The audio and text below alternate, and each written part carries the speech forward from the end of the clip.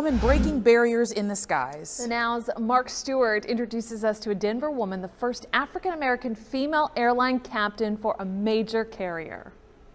I'm really quite partial to the West Coast. The views are gorgeous. The weather's almost always good. United pilot Melissa Ward is a force. I love flying in the U.S. On the ground and in the sky. I'm an A320 captain, and so we fly mostly domestic and then Mexico and Canada. Ward is the first female African-American airline captain for a major carrier and hopes generations of young women will follow her flight path at a time when the industry faces a pilot shortage. Every now and then you'll see some little girl come up to you or their parents will be walking by and say, geez, look, she's a pilot. So that kind of makes me proud. Her confidence in the cockpit comes in part from her mother. My mom was the first black woman to graduate from the University of Chicago Medical School. When you see a mom can accomplish something like that, you think I can do anything. She was also part of a championship basketball team at USC. You kind of get used to winning, and then you really feel like, hey, I'm going to win at everything I do. Ward was in the ROTC while in college. After a flight as a student, she was hooked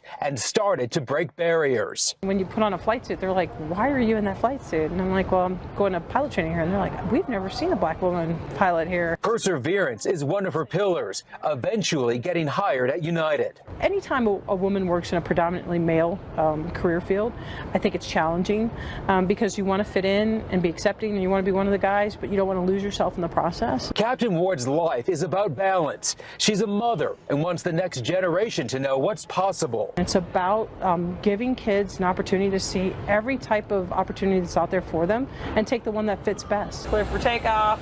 A pilot in the sky, breaking the glass ceiling and touching the clouds. At busy Love Field, Captain Lou Freeman took in every moment, rolling to the gate, putting on his cap for one final flight. Get us to the gate with no dings and no dents.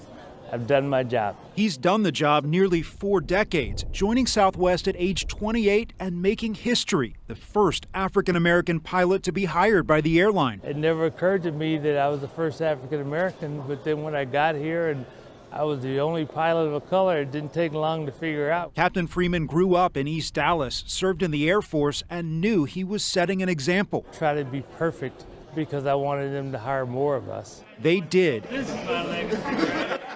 Many pilots he mentored showed up to say thanks. So did the next generation of flyers. Congratulations. Thank you so much. Over the years, he's flown to countless destinations. The most meaningful trip, flying Rosa Parks, remains to her funeral. That's the most touching moment I've had at Southwest Airlines. For this last flight home to Chicago Midway, his plane was full of friends and family, including his grown children and his wife. They plan to travel a little differently. We'll be traveling together and we'll be sitting in the back. That'll be fun. But one last time he boarded the plane, this time with applause. It's bittersweet. I'm not going to get a chance to do it anymore, but I'm happy that I got a chance to do it. With a water cannon salute, he was off, airborne one last time, a pilot who will always be first.